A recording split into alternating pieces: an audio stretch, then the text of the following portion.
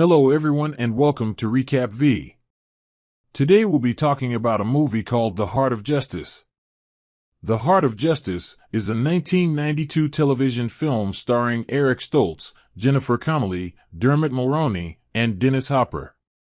It was Vincent Price's final acting role before his death in 1993. The movie starts at the Arts Club on Gramercy Square, where we see a successful novelist, Austin Blair, having lunch with his old friend Reggie Shaw. After finishing, as he goes outside to stop a taxi, a young man appears and asks if he is Austin Blair. After answering with a yes, the boy takes a gun and says, "Here you go," before killing Blair and then himself. We then go to a news station where we meet a guy called David Leader. He is called by his boss, Keneally, who gives him the task of investigating the story. David then goes to the crime scene where a guy gives him the identity of the killer, Elliot Burgess, a kid from a rich family. After this, on his office, David tries to talk to Elliot's mother on the phone but is unable to when the mother tells him to leave her alone. We then see him going home, and on his way there, he sees a woman staring at him from a window. When he goes home, we meet his girlfriend, Hannah. They talk about the case, and then he goes to eat some food and doesn't really seem to appreciate his girlfriend as much as he should. The following day he tries to talk to the family again, but this time he talks with the father, who gets angry at him. He then goes to Emma Burgess, the sister, the girl that was looking at him through the window. But this time she simply ignores him. After this, he goes to talk to the family's cook. She explains to him that the boy mostly stayed in his room, playing violin. And she also explains that he used to argue with his father a lot. He would lose control and get angry if anyone talked badly about his sister. David then starts to follow Emma, but fails miserably as she spots him right away. She asks why does he has to know why her brother did it, and that she can't tell him. He explains that it's not him but the people, and once the mystery is solved they'll leave her alone. She says that she doesn't have the answers, and he then gives her his office number to call her when she has them. He then goes to one of Emma's friends, who explains to him the same things their cook said, that her brother would fight with his father and lose his temper about Emma. She also explains that Emma used to have a bad reputation at school, not taking any men seriously and changing them whenever she wished. She also gives him a picture of Emma and her brother, where they looked like a couple. On his office, he asks one of his colleagues to read Elliot's book. He then goes to Emma's workplace. He takes her to a cafeteria and tries to talk to her about her brother again. He can't seem to get anything out of her, as she is quite irritated by him. When she tries to leave, he says they should talk again. She says, "I don't think that's a good idea." And then he responded by saying that it is, because who knows what he might write about her family in a threatening way. We then go to her family, as we hear the mother reading on the papers that they did nothing to stop him. After this, we go to David in his office, and his colleague comes in and explains the book that David told to look into. It turns out that the book talks about a girl coming from a very rich, but very old money, a very conservative family. But she on the other side is very open, sleeping around with different men, getting on the papers, and on the news, embarrassing the family name. And she is even sleeping with her brother. The guy then leaves him some tapes, and says that a woman gave them to give to him. David then goes home and plays them. There we hear the voice of Elliot, saying he wants to prove a conspiracy he has. We learn that he has read Austin Blair's book, and he believes that the men had written his family's life on it. He tells his parents in an angry way which confuses them at what is going on. We go back to David, and his girlfriend comes home, asking if he even noticed that she wasn't home last night. They get into a fight. And then the scene cuts to him with his boss. After this we see him drinking with his friend. And then he goes home, where he finds out that his girlfriend had left. The next morning he starts listening to the tapes again.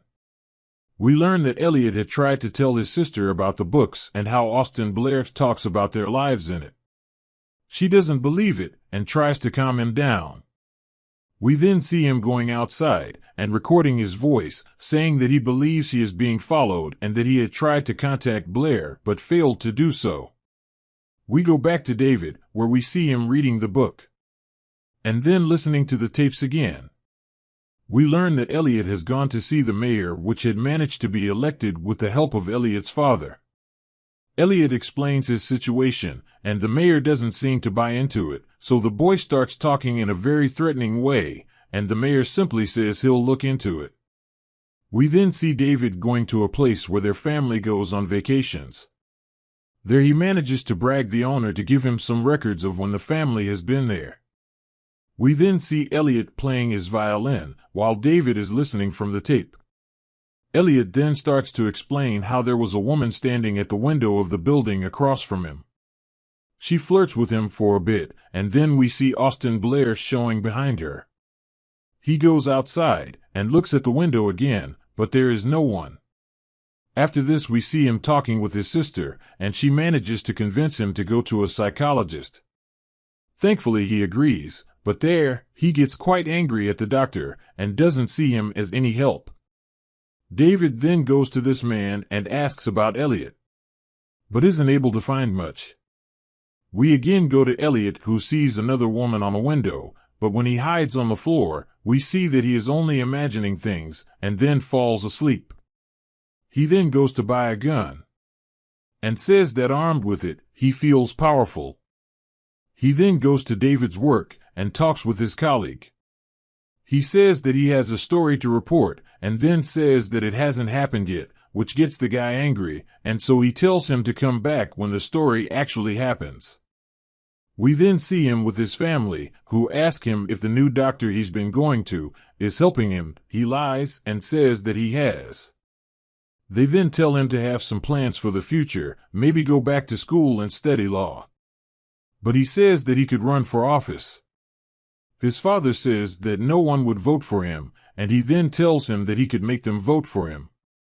We go to David, who goes to the place where Blair was shot and finds his friend there. He then goes outside and starts to wonder, why would someone kill? His friend tells him that a person does it to feel like a god, the control over life and death. David then asks, but why would he kill himself after? And he says is because of guilt over exercising that power. And then starts to explain that it's normal to want to kill someone. What's not normal is actually doing it. We then see Elliot waiting outside the restaurant and going to a man asking if he is Blair. After seeing that he isn't, he apologizes and leaves. We see him at home with his parent, who then ask him about the doctor he should be going to, and they say that the doctor told them that he hasn't been going there. His father gets angry and says that he will go there. He does that, and the doctor then gives him some medication, which he flushes down the toilet. His condition gets even worse, as he even goes to Blair's apartment, but isn't allowed in by the security guard. His sister then finds the gun and tells him to promise to never use it. After this, we go to David with Emma. He tells her that she gave him the tapes to prove that her brother was insane, but he also says that he didn't just do that, and that he did some digging, and says that what Elliot thought to be true was actually true. That in fact Blair was writing about her life, that she told him everything he needed to make that book, and that she slept with him. Elliot wasn't fantasizing. David continues to say that he went out to the club she goes to, and the records of that club show that Blair and her have been there at the same times. She says he can't prove anything, and he explains that he doesn't have to, because he's a reporter, not a lawyer. She asks why he is doing this to her, and he says that you're just a story. She says that's not true, and that none of what he says is true. After this, he goes home and listens to the tapes again. We see Elliot going to his sister, telling her about the tapes, and then we see him going to kill Blair. We go back to David, and he sees Emma outside.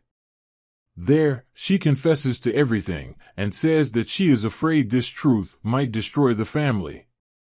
And then says that tonight she wants to sleep with him, and that she knows that he wants it too.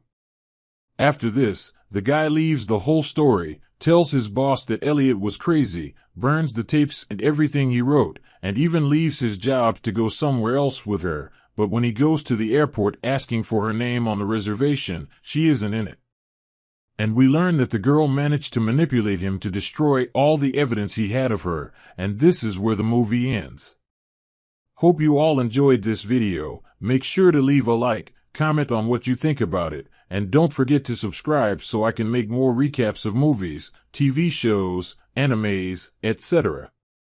See you all on the next video.